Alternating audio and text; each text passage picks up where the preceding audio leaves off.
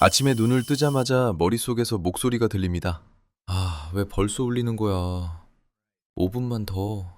양치하면서 거울을 보다가 또 시작되죠. 머리 좀 잘라야 하나? 아닌가? 급하게 나가려는데 열쇠를 안 챙긴 걸 깨닫고 결국 현관 앞에서 터집니다. 아, 진짜. 나는 왜 매번 이 모양이지? 그런데 하필 그 순간 옆집 사람과 눈이 마주칩니다. 혹시 이런 경험 있으신가요? 혼자 중얼거리다가 누군가에게 들킨 순간 갑자기 얼굴이 확 달아오르는 그 느낌. 저 사람 좀 이상한 거 아니야? 하는 시선이 느껴지는 것 같은 그 순간이요. 솔직히 저도 그랬습니다. 혼자 방에서 일하다 보면 자기도 모르게 아, 이거 왜 안 되지? 이렇게 하면 되려나? 하고 소리를 내뱉고 있더라고요. 좀 창피한 얘기지만 그러다 누가 들으면 괜히 움츠러들었습니다.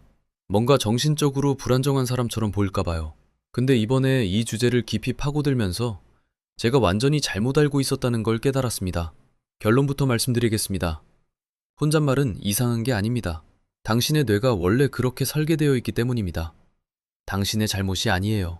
하버드, 스탠퍼드, 미시간 대학교까지 수십 년간의 심리학 연구가 밝혀낸 결론은 명확합니다. 혼잣말은 정신질환의 신호가 아니라 오히려 당신의 뇌가 스스로를 지키려고 작동시키는 핵심 기능이라는 겁니다. 그리고 더 놀라운 건 혼잣말을 어떻게 하느냐에 따라 당신의 자존감, 집중력, 심지어 인생의 방향까지 달라질 수 있다는 사실이죠.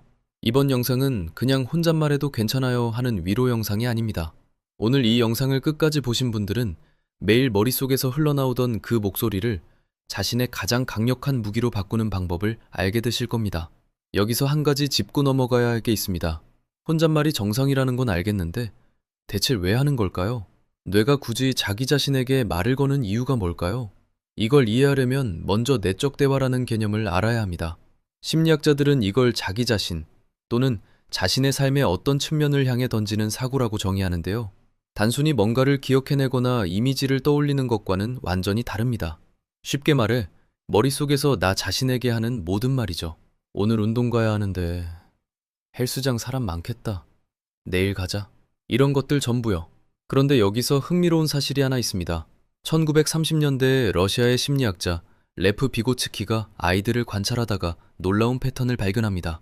아이들은 놀이를 하면서 끊임없이 소리내어 혼잣말을 하더라는 겁니다. 이건 여기 놓고, 이건 저기 놓고, 이러면서요.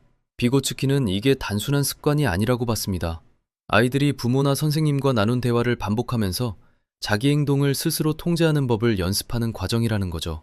그리고 나이가 들면 이 소리내던 목소리가 점점 안으로 들어갑니다. 밖으로 나오던 말이 머릿속에 말이 되는 겁니다. 여기서 중요한 포인트가 있습니다. 이걸 비유하자면 이래요. 우리 뇌 안에는 태어날 때부터 내비게이션이 하나 깔려 있습니다. 어릴 때는 이 내비게이션이 스피커를 켜고 소리를 내며 작동하죠.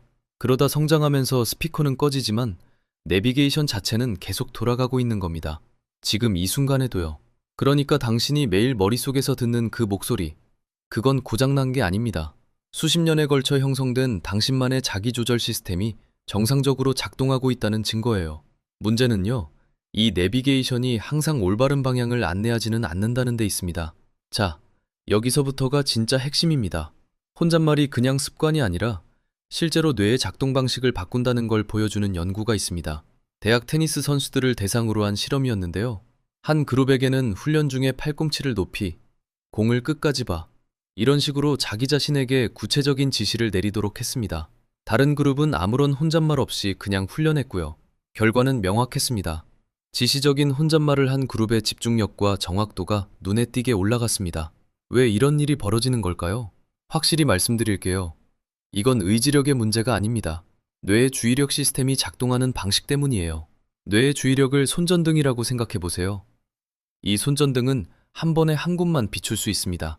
문제는 우리 주변에 빛을 뺏으려는 것들이 너무 많다는 거죠. 스마트폰 알림, 옆 사람의 대화, 머릿속에 떠오르는 잡생각. 이런 것들이 끊임없이 손전등을 이리저리 흔들어 놓습니다. 그런데 자기 자신에게 구체적인 지시를 내리면 그 손전등을 강제로 한 곳에 고정시키는 효과가 생깁니다. 뇌가 자기 목소리를 하나의 명령어로 인식하면서 주의력이 분산되는 걸 막아주는 거예요. 의지력을 불태울 필요가 없습니다. 그저 자기 자신에게 구체적으로 말을 거는 것만으로 뇌가 알아서 집중 모드에 들어가는 겁니다. 여기서 한 단계 더 나아간 기법이 있습니다. 미시간 대학교 연구진이 발견한 건데 거리두기 자기 대화라는 방법이에요. 원리는 놀라울 정도로 간단합니다. 나는 잘할 수 있어 라고 말하는 대신 자기 이름을 넣어서 말하는 거예요. 민수야, 넌 지금 잘하고 있어. 이런 식으로요. 뭐가 다르냐고요? 1인칭으로 말하면 감정에 바로 휩쓸립니다. 하지만 자기 이름을 부르면 뇌가 그 상황을 한 발짝 떨어져서 바라보게 되죠. 마치 친한 친구의 고민을 들어줄 때처럼요. 내 문제는 하늘이 무너지는 것 같은데 친구의 똑같은 문제는 해결책이 바로 보이잖아요. 그 심리적 거리를 자기 이름 하나로 만들어내는 겁니다. 실제로 이 방법을 쓴 사람들은 새로운 사람을 만나거나 대중 앞에서 발표할 때 느끼는 스트레스가 유의미하게 감소했다는 연구 결과가 있습니다. 좀 오글거릴 수 있어요. 저도 처음엔 그랬습니다. 근데 실제로 해보면 생각보다 효과가 확실하더라고요. 하지만 여기서 반드시 이야기해야 할 것이 있습니다. 혼잣말에 빛이 있으면 반드시 그림자도 있어요. 역시 난 안 돼. 왜 나만 이런 거지? 또 망했네. 혹시 이런 말이 하루에도 몇 번씩 머릿속을 스쳐 지나가지는 않으신가요? 누구나 가끔은 자기 자신을 비판합니다. 그건 정상이에요. 문제는 이게 습관이 됐을 때입니다. 모든 문제의 원인을 자기 자신에게 돌리고 그 상황을 머릿속에서 끊임없이 되감게 하는 것. 심리학에서는 이걸 반추라고 부릅니다. 반추가 뇌에 미치는 영향을 비유하자면 이래요. 스마트폰에서 같은 앱 하나가 백그라운드에서 계속 돌아가면 어떻게 되나요? 배터리가 빠지고 다른 앱은 느려지고 결국 폰 전체가 버벅거리기 시작하죠. 부정적인 혼잣말의 반복이 뇌에 하는 짓이 정확히 이겁니다. 정신적 에너지를 끊임없이 소모시키면서 다른 모든 기능의 성능을 떨어뜨리는 거예요. 연구에 따르면 이런 반추적 자기 대화를 지속하는 사람들은 우울감이 훨씬 더 깊어지는 것으로 나타났습니다. 아이들에게서도 부정적인 내적 대화는 불안장애의 주요 증상 중 하나로 나타나고요. 여기서 중요한 포인트가 있습니다. 한국 사회에서 이 문제는 특히 심각할 수 있어요. 우리는 어릴 때부터 더 잘해야 해. 남들은 다 하는데 너만 못하냐? 이런 말을 듣고 자랐습니다. 비고츠키의 이론을 다시 떠올려 보세요. 아이들은 어른과 나눈 대화를 반복하면서 내면의 목소리를 형성한다고 했죠. 그렇다면 부모님의 잔소리, 선생님의 질책, 사회의 기대, 그게 그대로 내면화되어서 지금 당신 머릿속에서 당신을 공격하는 목소리의 정체가 되었을 수 있다는 겁니다. 당신의 잘못이 아닙니다. 그 목소리는 당신이 선택한 게 아니에요. 어릴 때 주변 환경이 심어놓은 거죠. 그래서 이 목소리를 바꾸는 시스템이 필요합니다. 의지력으로 안 되는 이유가 있어요. 나는 왜 매번 이 모양이지? 하는 생각이 떠오를 때 그냥 긍정적으로 생각하자고 다짐해봤자 뇌는 이미 부정적 사고 회로를 자동으로 돌리고 있기 때문입니다. 의지력을 불태우지 마세요. 그 대신 시스템을 설계해야 합니다. 심리학에서 인지-행동-치료라고 부르는 접근법이 바로 이 문제를 해결하기 위해 설계되었습니다. 핵심 원리는 3단계예요. 첫째, 알아차리기. 부정적인 혼잣말이 시작되는 순간을 포착하는 겁니다. 나는 왜 매번 이 모양이지? 이 문장이 머릿속에 떠오른 바로 그 순간에 아, 지금 내 뇌가 반추 모드에 들어갔구나 하고 인식하는 거죠. 둘째, 거리두기. 앞서 말한 3인칭 기법을 쓰는 겁니다. 자기 이름을 넣어서 그 생각을 다시 말해보는 거예요. 이것만으로도 감정의 강도가 확 낮아집니다.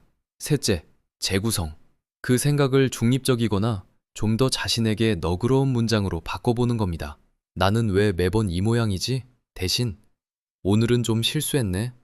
다음에는 열쇠를 현관에 놓아두자. 이런 식으로요. 이게 별것 아닌 것처럼 보여도 이 작은 전환이 반복되면 뇌의 사고 회로 자체가 물리적으로 바뀌기 시작합니다. 신경 가소성이라는 뇌의 특성 때문이에요. 같은 경로를 반복할수록 그 경로가 강화되고 사용하지 않는 경로는 약해지죠.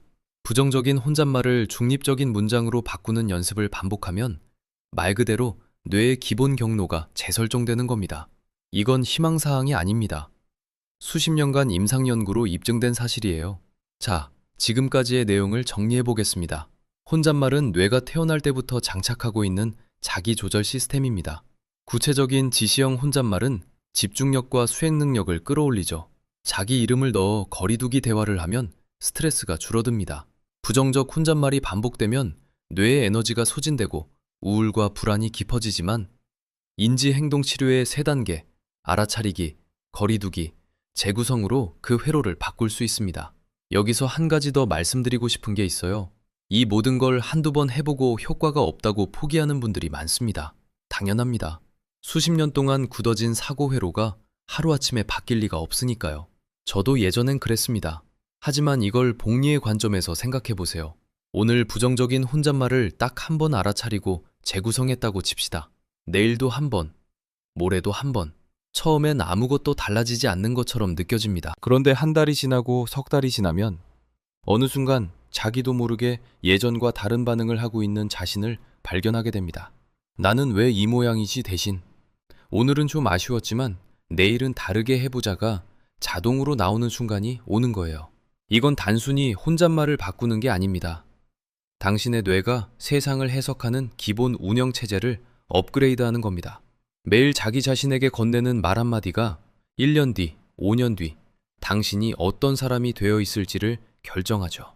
다시 처음으로 돌아가 보겠습니다.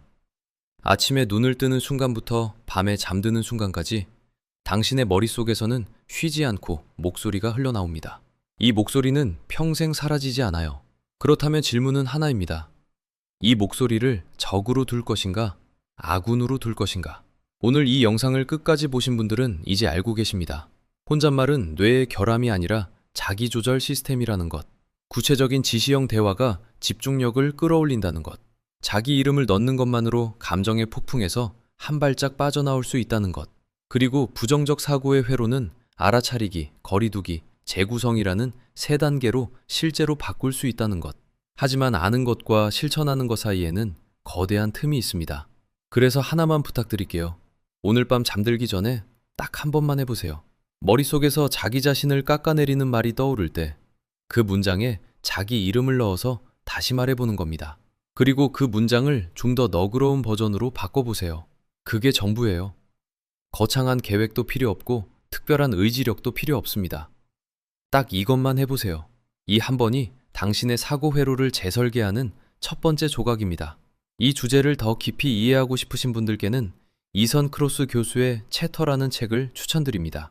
내면의 목소리가 우리 삶에 미치는 영향과 그것을 다스리는 구체적인 방법이 과학적 근거와 함께 담겨 있어요.